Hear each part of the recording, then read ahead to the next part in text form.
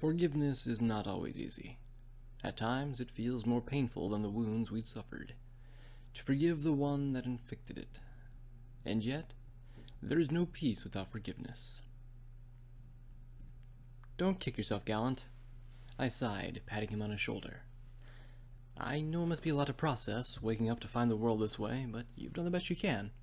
Besides, this place had already been scavenged to hell in the last century. He rolled his eyes and shrugged away my hoof. Save your pity. I'll overcome this challenge and understand like every other before it. With a huff, he pushed away and got himself to his hooves. I must only try harder. So, when is Harmony supposed to arrive? Prettius spoke up. Most of the day had passed quickly enough for us. We'd run out of fodder for the fire hours ago, and Gallant had given up his search for anything useful about then as well. It had been a fight against the creeping boredom that filled the room. Shortly after Grumpy gets here, Pie chirped up in response. Gage scrunched up her muzzle in confusion. Grumpy's coming? She asked, looking down at her pip leg. Yep, Pie said, sounding like a filly on her birthday. Your mother spent a lot of time upgrading him for you over the last few days. Pie paused with a nervous laugh. And I wasn't supposed to tell you that. She trailed off while Gage tried to comprehend her words. Upgrades? Why? Gage sputtered. What did she do to him? Hell, I didn't care what Frosty did, so long as Grumpy was even more useful than he's already been. Makes me glad that we didn't bring him along on this little excursion. Well, she rebooted his core combat functions so that you'd be locked out from them, for starters. Pie chirped with a uptone note in her voice. Then there was the siege armor that she'd been wanting to bolt on. Siege... what? Gage flailed her foreleg about. Oh, and let's not forget about the locator beacon. Pie gasped. At any time you want, your pip can emit an audible ping out, and Grumpy will return to you so, you know how far he is from you. That seemed somewhat useful, I guess. Here, we'll give it a shot. A moment later, Gage's pip-buck let out a short and shrill whistle. Wait for the return ping, Pie said as we all perked our ears and did our best to listen to, well, any noise we could hear, I guess. Without warning, the wall of the interrogation room exploded. Most of us tried to move out of the way and scrambled to get our weapons out. Through the newly made hole floated a deep black cylindrical robot with 3 artificial red eyes. Grumpy's new shape was now closer to that of an old, round trash bin. If he was one, it was one of the most secure trash bins I'd ever seen. Inch-thick black steel plates encompassed his outer form, forming a solid cylinder. With a hiss, the plates split, articulating in 3 different sections with his robotic limbs. As we coughed and hacked from the dust from our lungs, Pie let out a disappointed sigh. Sorry it didn't work. I was sure it would get a response back, she said sadly, making my head hurt. Nonsense, Miss Pie. There was a very mannered voice of a stallion that came from the floating Arcanotech machine. I would, however, suggest that the use of the signal at ranges further than 10 feet. Grumpy's red eyes flashed as he spoke, all 3 of them looking down to Gage as he extended out one of his limbs. Sorry for the rough entrance, Miss Gage. However, I can confirm that it has in no way affected my structural integrity. One of the eyes turned and swung around on its stalk, looking to the rest of us. A pleasure to see you and your friends again. You can talk? Gage asked the question that was on all of our minds. She brushed herself off and looked over Grumpy in disbelief. How can you when your speech motivator was fried? Well, yes, it most certainly was. He sounded happy as he spoke. It wasn't the same kind of happy that Pie had, more focused, forced, but it still sat odd with me. Your mother arranged to barter for an old speech matrix of an inferior model of my class and install it. While I don't particularly enjoy the experience of having the voice and vocabulary of Mr. Handy, I do enjoy finally being able to express my exuberance and profound thanks for the work you have all performed on my systems over the years. All of us simply stood there in awe of what we'd just seen. I was having a hard time processing the fact that Grumpy had been up armored, let alone had the ability to talk now. Thankfully, the heart-thumping of a familiar Arcano engine came from outside, set my train of thought back on its rails. If we're all in agreement, Grumpy broke out the pregnant silence that was in the room. Might we all continue this conversation in the vehicle now waiting outside? Yeah, sure, Gage said slowly. I just need a minute to process all this. I would advise that we begin our travel soon. Grumpy tilted it back, hovering back out through the hole he'd made. The weather may not hold out much longer, and if I'm to understand, we do have a long journey. All right. Pretty spoke up from beside me. I would have been surprised by it, but I think he'd worn that reflex out of my body with how often he's done it. It really wasn't so much of a shock, to tell the truth. I don't really mind it anymore. If I might suggest, we perhaps find some more items of use in Dodge. Preet's suggestion was a good idea, one that roused a grunt of annoyance from Gallant. I don't think that Phileas would have been one to scour the town, so we're likely to find something of use. And if the weather does take a turn for the worse, we could at least have a better shelter than this. I nodded in agreement. All right, every pony, let's get moving. Hopefully we'll have better luck with the weather and make it to Dodge quickly. I don't know how long we had before Phileas' ritual was complete, but I had a feeling that we still had a day or two before the rest of the fighters from Manhattan even made it down there. Regardless, we'd been making good time, and like Preet said, I'm fairly certain Phileas would have passed up on Dodge. Should be a simple task to find something that might prove useful. Easy as pie. Shortstaff's motor wagon was different than I remembered. Why does it feel like I'm riding in a tank? Preet again spoke before I could. He leaned over and knocked his hoof on the steel plate that was welded over the window next to him. Well, Shortstaff took up his family west to get out away from this mess. Harmony sighed and relaxed, keeping her attentions focused on the slated steel that sat over the windshield. Told me I could use the Marauder here. Figured she could use a touch of upgrading. She shrugged and smiled as she looked back at him. My father had a bit of trouble with adverse weather back in the day, so at least the increase in weight makes getting through the snow easier. And thank the goddess for that. I grunted, sitting back against the seat as well. We'd have been screwed if you hadn't showed up. Yeah, about that. Harmony cocked her eyebrow and looked over at me. Y'all find whatever you're looking for? Yes, I said with a nod. From where I sit, I don't even know if it'd been worth the cost we paid. I didn't want to talk about it anymore. We still don't know if it'll be enough to stop Phileas, and I don't know what having it meant for the safety of those around me. Is it some sort of weapon or something? She quickly pressed for more info. I held up my hoof to her. Let's not talk about it. Harmony looked over to me. I could see that she was confused about everything, and I would tell her my thoughts in time. For now, however, I didn't feel that it was something she needed to know. The more she stared, the more I could see her expression softening with understanding. Excuse me, Miss Harmony? Feature chimed in with a semi-panicked voice from the back seat. Can I drive? What? No! She snapped at him. Then would you? He retorted, pointing dead ahead of us. From out of the blinding snowfall, the towering form of a set of rusted lampposts appeared ahead of us. Shit! Harmony gripped the wheel and spun it hard, jerking the car off to the side. We'd almost avoided the old generator of the lamps that we were connected to, scraping against it with a metallic screech. Feature let out a loud whine and scrambled to grab hold of anything he could, latching on tightly to an annoyed-looking Gallant.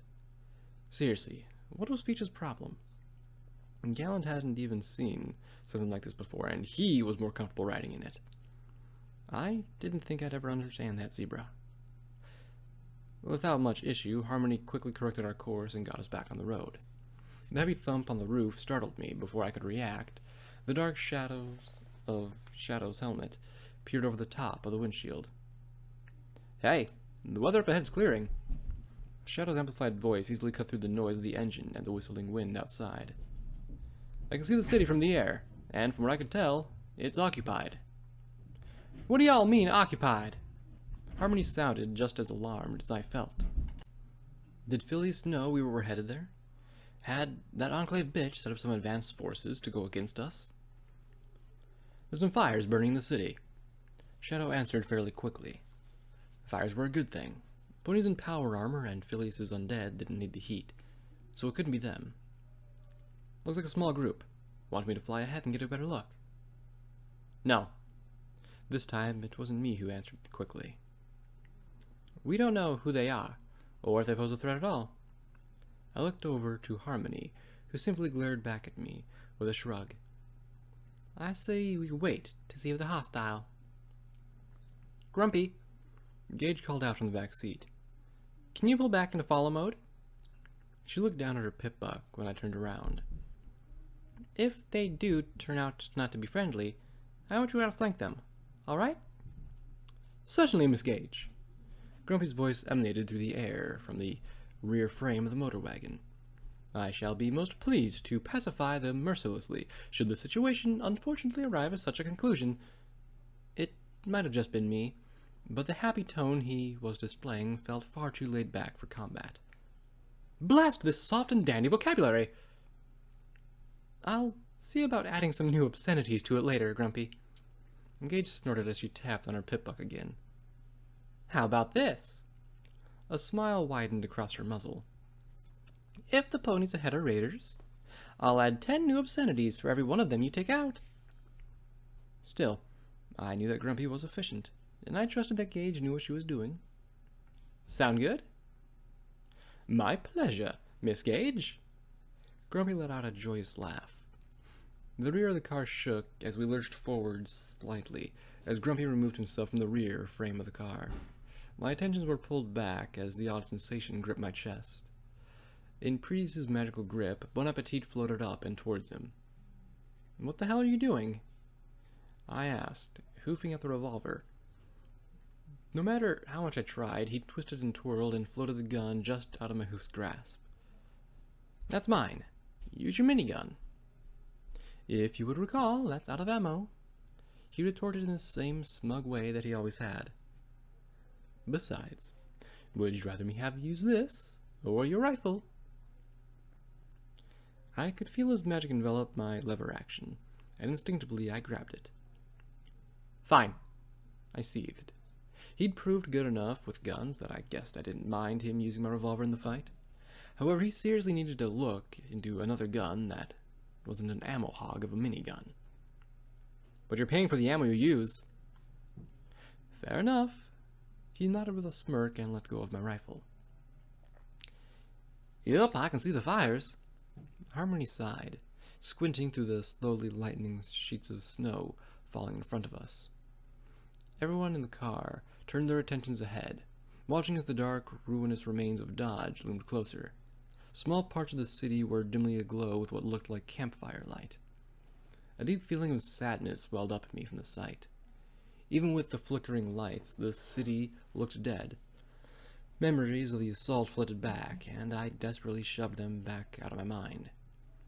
Like any loved one, it was hard to see their corpses again before the burial. Seeing it wasn't the worst part about it.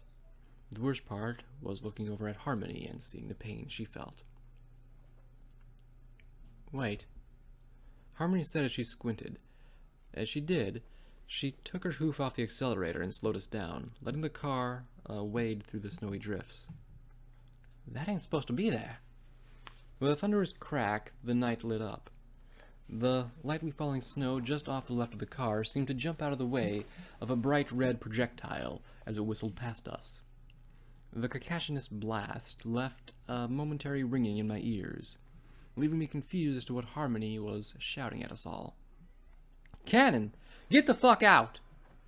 she screamed, bucking her own door open and spilling out into the snow. While the rest of us scrambled from the car, quick pops and bursts of gunfire erupted from the ruins ahead. The impacts against the armored car sounded like the lethal rain to me, and sparks lit up the hood as the rounds bounced off of it. Keeping my head down, I reached for my own door and kicked at it. It refused to open. "Shit!" I shouted. "Come on!" Prettius shouted back as he spilled out of Harmony's open door. "This way!" His horn glowed brightly as his magic wrapped around my waist, tugging and pulling me as I forced my stiff legs to move for the first time in hours of driving. Turns out, stiff and cold legs don't generally like snow. As I dove from the car, the cannon in the town fired again.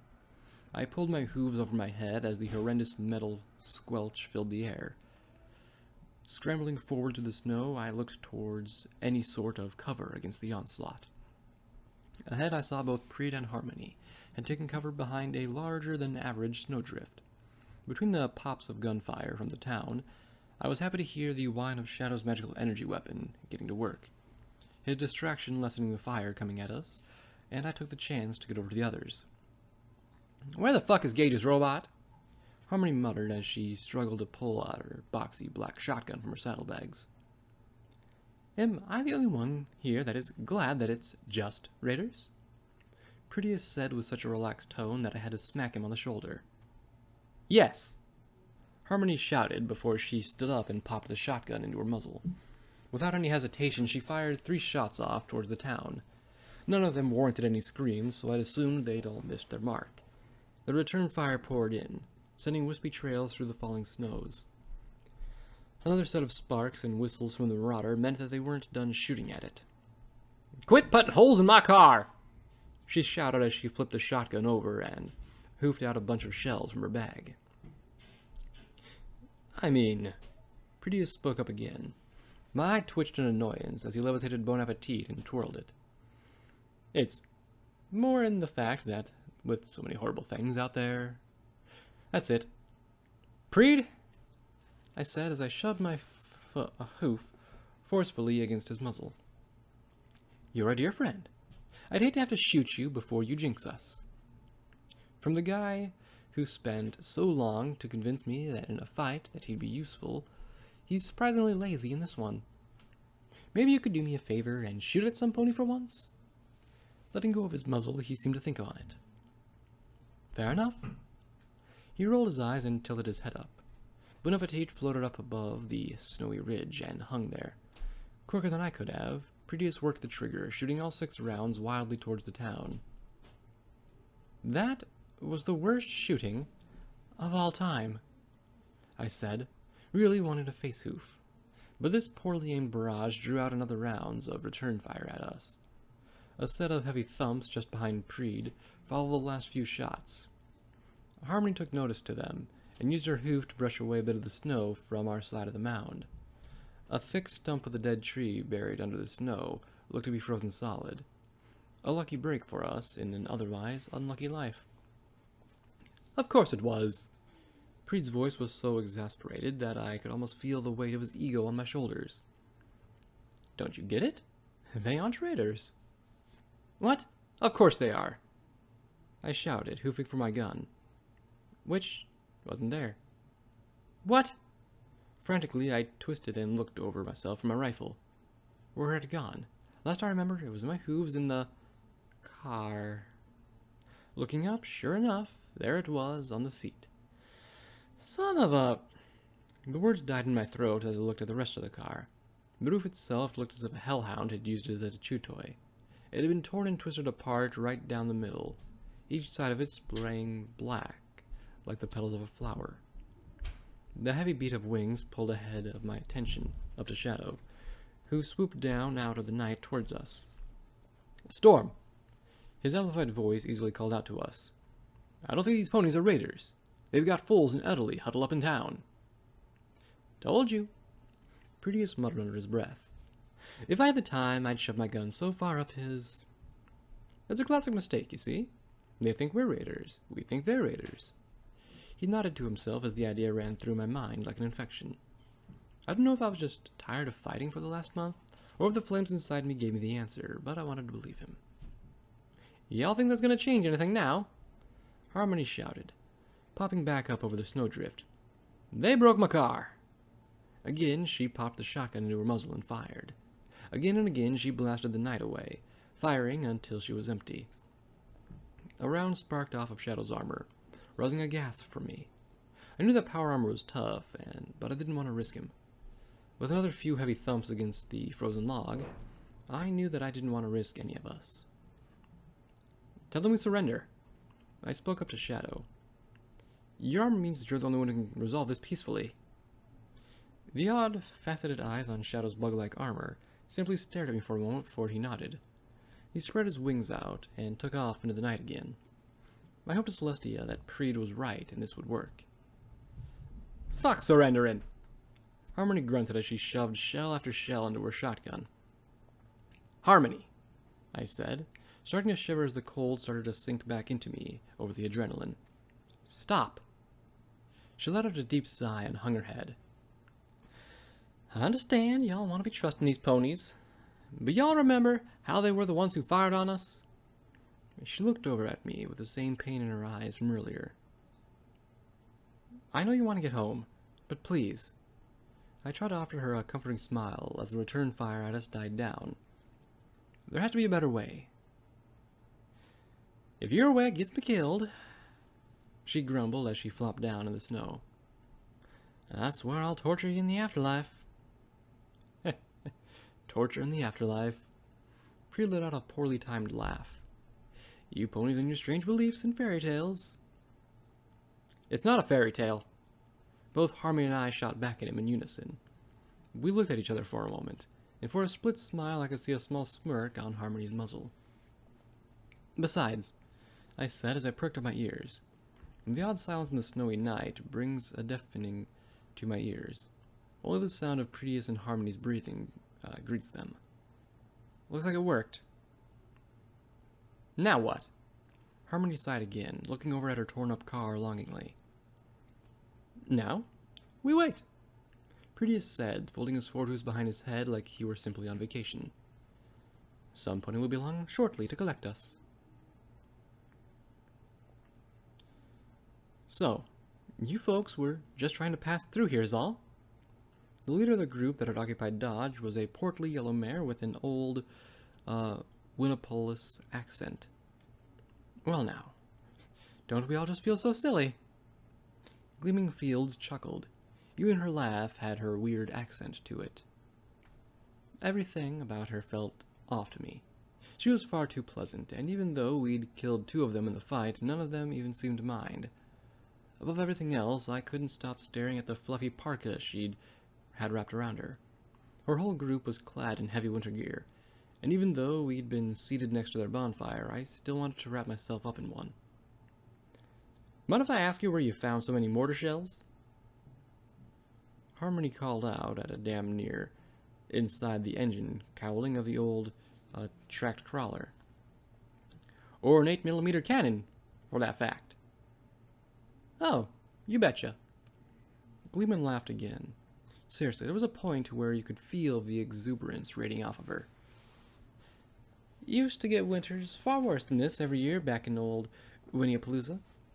Polis, before the war, wouldn't you believe it? She wore a smile across her muzzle that sent chills running down my spine. And the cannon was used further north to clear avalanches in the Crystal Range. A lot of problems with unmoderated snowfall there, don't you know? What? Shadow's voice came across the fire. With his ears perked, he leaned around and looked over at the mare. Didn't the Pegasi limit how bad it got? Sure did. It was always supposed to be that bad. She nodded, and as she did, a couple others around her did so in agreement. It always had to be cold enough to freeze over the lakes, though. Back before arcane sciences took over, we had to produce most of Equestria's ice for the year. But those are all just post-arcane inventions. Harmony called out, scratching her head as she continued to climb all of the machines. Correct. Preetius spoke up, pulling a surprised look from Gleaming. but it became traditional to still go out and cut ice every winter. Oh! Gleaming's eyes brightened up. Looks like we found ourselves a well-learned pony, ain't that right? She studied over him curiously. His knowing wasn't surprising to me, seeing as I know that he's a ghoul, but I was curious to see what conclusions she came to. Unfortunately for me, I never got a chance. I spent more than my fair share of time in some old libraries. Prejudice retorted, shooting a look over to me. I must ask, why did you all come here? Are you refugees? Have the ruins of Wenipolis fallen?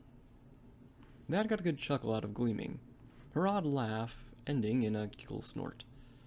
Oh, heavens, no. She waved her forehoof at us dismissively. No, we're just down here trying to make a quick cap or two. Heard on the radio that this town had been overrun, and by the next morning, we were geared up and headed here. Prospectors. I grumbled and rolled my eyes. You realize that the ponies who lived here will be coming back, right? You can't just take their stuff. I paused as the words left my muzzle. Since when did I care? Stuff was replaceable, but a life was not. And that's how you have to look at the wasteland if you want to survive. Anything else is fair game, if it's not actively being claimed. So why did I say that? Was the flames in me changing who I am? The words marked the first time that a troubled look crossed Gleaming's face. Well, we can't go back empty-hoofed. We got others to feed back home. This is our livelihood. She sighed and looked around at the others. Best I can do is have them ignore a few buildings for you, but this place was abandoned and we claimed it. Don't touch my shop. Harmony called out again. I whipped around to scowl at her, but she was quicker on the draw and shot me a glare that I'd only see a couple times in my life.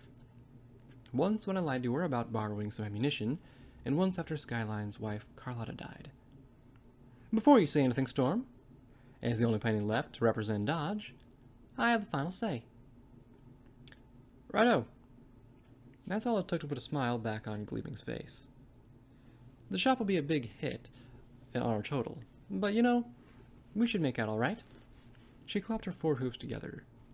Now, what do y'all say to join us for some supper? Wouldn't be very neighborly if we didn't let you join in, now would it? Not only was I in shock over the fact that Harmony just gave away the town, but I still couldn't figure out why. Maybe it was because I felt responsible for Phileas. I don't know if it wasn't my fault that he started this, but I couldn't help but feel that I'm to blame for the ponies who have suffered. Storm? Pred put his hoof on me as I yelped, jumping up to my hooves. Sudden movements, with as much as my body's been through, didn't help as everything started to ache again. Pred's eyes were full of concern, and he patiently waited for me to answer. Problem is, I don't know what to tell him. I'm going to get some sleep. Turning around, I pushed myself towards Harmony's shop. Shadow tried to take a step forward, but stopped as I looked over to him. I must have had my thoughts written all over my face, because he simply nodded and sat down. He wasn't wrong. I needed some time alone. The further I got from the joyous ponies, the heavier I felt. Coming out west and getting the gem, to losing Tasteless and surviving the shootout, this has all been a lot to process. I wish I knew what to do, or how to proceed, or to do anything without screwing it up in some way. Approaching Harmony's shop, I found the back door busted off of its hinges. This side of the building was mostly intact, but a series of cracks ran along it. The web of cracks all along the side, as if to be a giant sign reading, "Storm got Pallet killed here." I wanted to feel bad about it again, but I couldn't. Pallet was gone, I had seen to that, and I would mourn her properly once Phileas was gone. Stepping through the door, the place looked like it had been through the ringer. The stairs on the second floor had cracks in them as well, but they were firm enough to the touch that I gingerly made my way up them. This place had been my home, away from home. But it was just that. A place. Maybe that's where Harmony was coming from when she said, and that's how I should have seen it in the first place. As I walked into my room, the splintered door hung halfway on its lower hinge. With a firm grasp, I reached out and yanked it all the way out. Inside, I found half the roof had caved in over the exterior. At the very least, it was a still closed-off room, albeit half the size it used to be. My mattress had escaped the blast by being shredded and tossed across the room, but unfortunately my bookcase was all but destroyed. All of my books were soggy and green with mold. As my legs wobbled, I could care about the loss of my books any more than the loss of palate, or sky, or fruit, or tasteless. My hooves pulled me as far as my bed and dropped me onto it with a thump. A distressed groan filled the air as the building itself seemed to warp. It probably wasn't the smartest or safest idea to flop down, but I've done dumber things. My body yearned for the first real sleep since we'd left Tenpony, and I was going to just let it have it. Who knows? This could be the last chance I get to sleep before we take out Phileas. Part of me wishes that I could have Shadow here with me, but this would be better for both of us. Almost as soon as I was comfortable and still, my train of thought shut down. I couldn't remember anything I needed to worry about, or I didn't care. The world drifted off as it had so many nights before, and for once, I looked forward to tomorrow. The day we would finally end Phileas. A sudden and loud ring stirred me from my sleep. I sat up straight with a snort, a sensation of plush cushion under my hooves sending my mind reeling as to what the hell happened. "Oh, you are awake! Marvelous!" A soft, delicate mare spoke in a delicate tone, an old but familiar accent clinging to her words. "I'm terribly sorry to bring you here on such short notice, but I simply must speak with you." As she spoke, my mind was foggy, and I rubbed my eyes with my hooves. For once, my body didn't feel like it had any aches or pains. A small blessing amidst the confusion. "You see, as the old element of generosity, I feel it is my duty to give you the teeniest, tiniest bit of advice." "Wait, generosity?" I forced my eyes to open, finding a familiar scene playing out before me. I was back in the bright diner that I'd been in before. Auntie Carlotta was up on the bar by the kitchen. The tired-looking waitress mare was adjusting her outfit, standing at a table across the aisle from where I now sat. "Where is—" I began to say, but quickly found a magical aura wrapped around my muzzle, shutting it. "There'll be time for that later, dear." Auntie Rarity spoke in a gentle but stern tone. In looking over at her, I see that she did indeed look much younger than I'd remembered her as a filly. She was absolutely stunning mare, and even in the oddest fluorescent light of this place, her coat was spotless. Not a single hair was out of place on her decadent mane. Reaching across the table we were at, she looked at my forehooves and took them in her own. "Listen carefully, dear," she began. "There are many things that I wish to say to you, but none of them are more important than the idea of sacrifice." She stared at me, her eyes so incredibly focused that I found it hard to look away. Sacrifice? Is that all she wanted to bring up? "I'm willing to give anything to take down Phileas, even if it's my life," I said with a firm nod. That aroused a soft sigh from her, and I could feel her forehooves grip mine a little tighter. "Dear, you misunderstand." She spoke at me in a way that made me feel like she was disappointed. I'd always respected her, and it hurt to hear that kind of tone. "Generosity isn't simply about giving to others. You must also understand how to take it in kind." I started to say, but cut myself off. "Come on, Storm." She was getting to that. "Don't act like an idiot." She released my hooves and brought hers back across the table. "I know it must be hard, working so diligently to go along with the plan only to see it crumble, and those you care for suffer because of it." Slowly, she coddled her forehoof against her chest, and her vision drifted down to the table. It's not easy seeing so many toiling and sacrificing so much for you. With a heavy sigh, she put her hooves down and steeled her expression.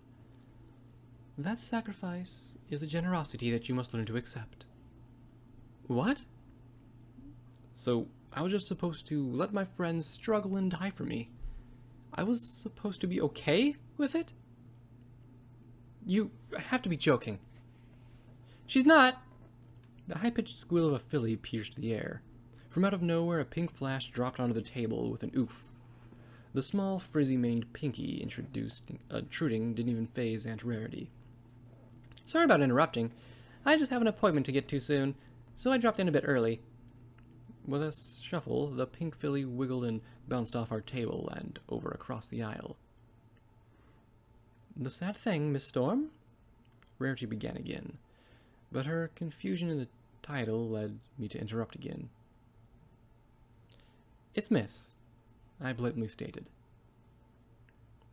Didn't I teach you that it's rude to interrupt a lady at the table? She cocked an eyebrow at me, looking more judgmental than my mother when she caught me looking at a Wingboner magazine for the first time. However, her words brought up a new feeling in me. Anger. Along with it came a realization that I could finally get some goddamned answers for a few things. No, because you all locked me away in some tube when I was 5. I shouted, slamming my hooves down on the table. You took me away from my father, and you all abandoned me. So I don't want to hear any shit about manners. Not when you put me in this position to start with. She recoiled with a gasp. The nerve! You were merely doing our best to keep you out of harm's way. The fate of Equestria was in our hooves.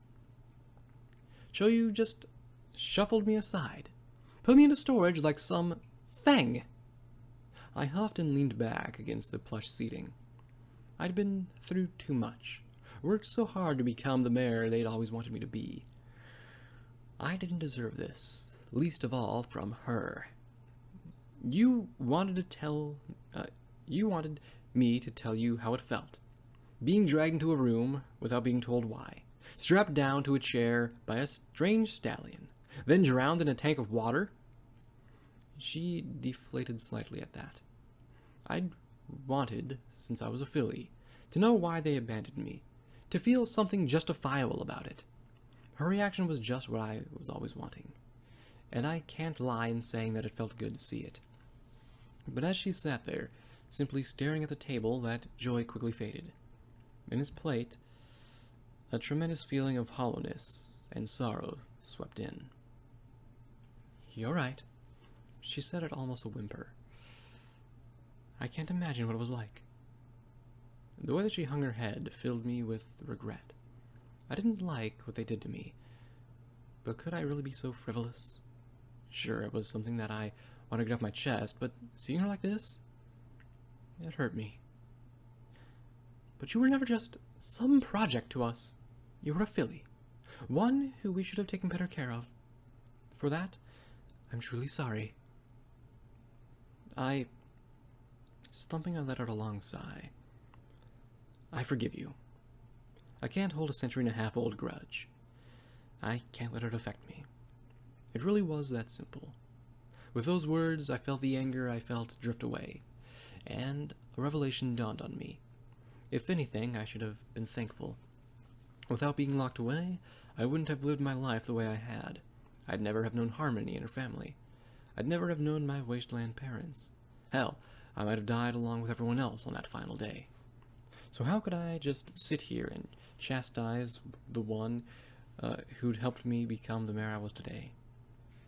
A stuttering scratch came across the air as the jukebox in the corner started to play.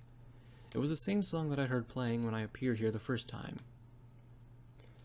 As much as it goes against what I'm trying to tell you, your forgiveness is something that I cannot accept, darling.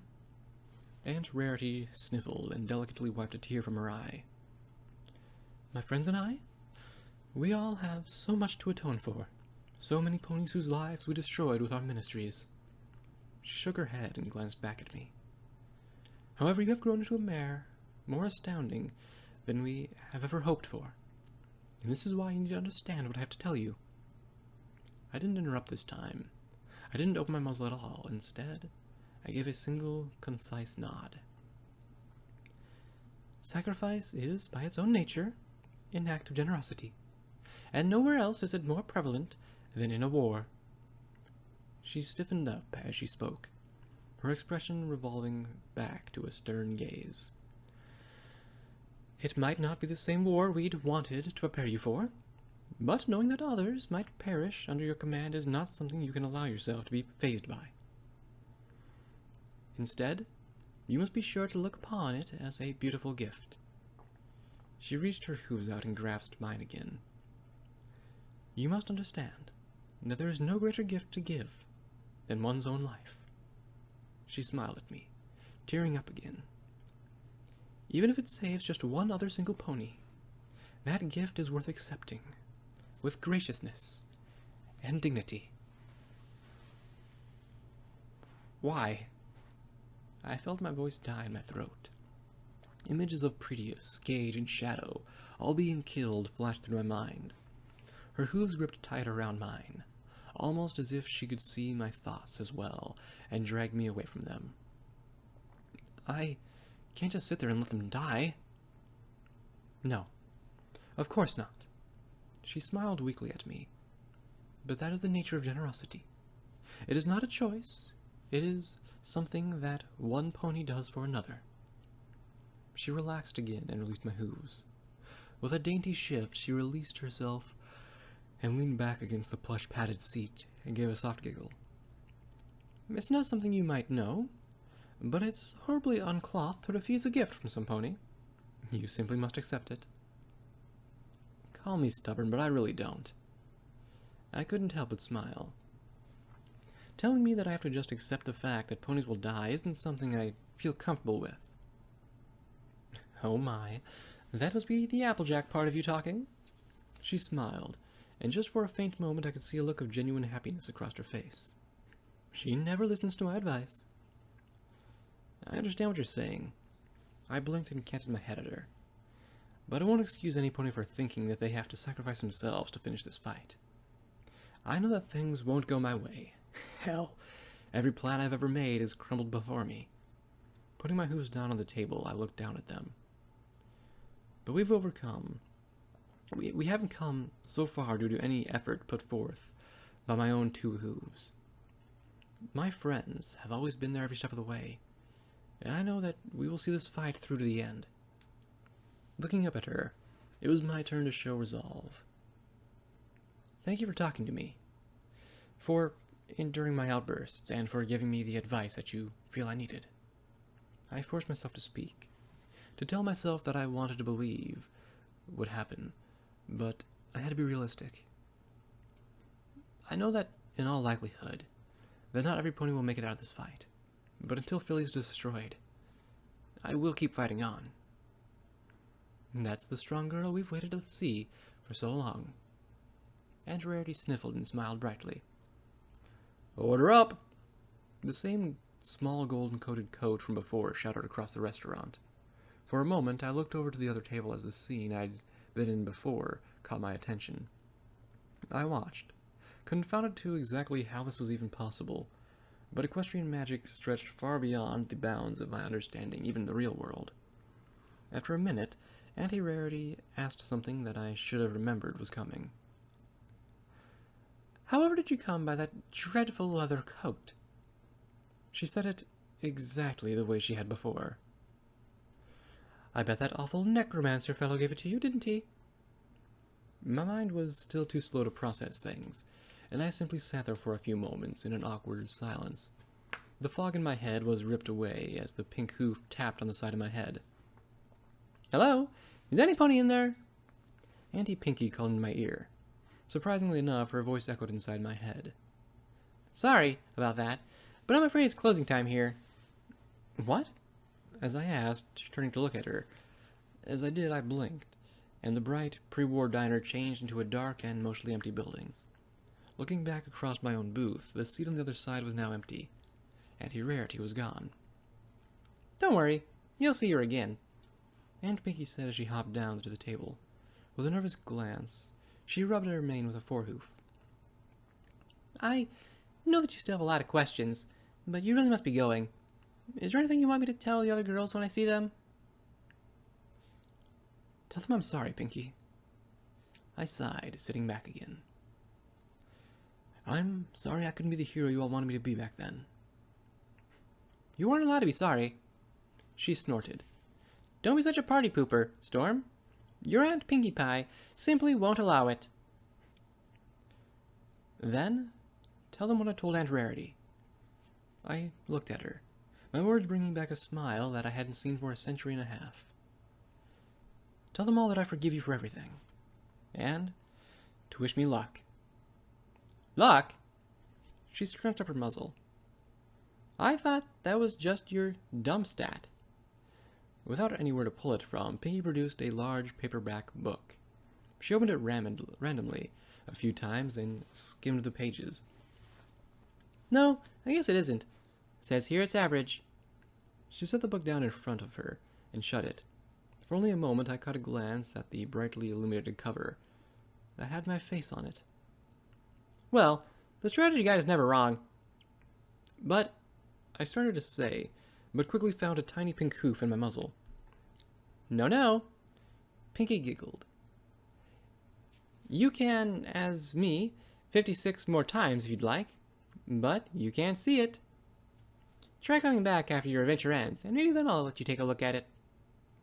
Before I could say anything else, a tiny hoof bopped me unceremoniously on the nose, and I was whisked away into darkness. Who knows if I'll ever see the Dream Diner again? Or if my aunts, for that matter. For now, however, I was content. I was more than the mayor they'd thought I'd be, and I wasn't lying when I'd believed my friends.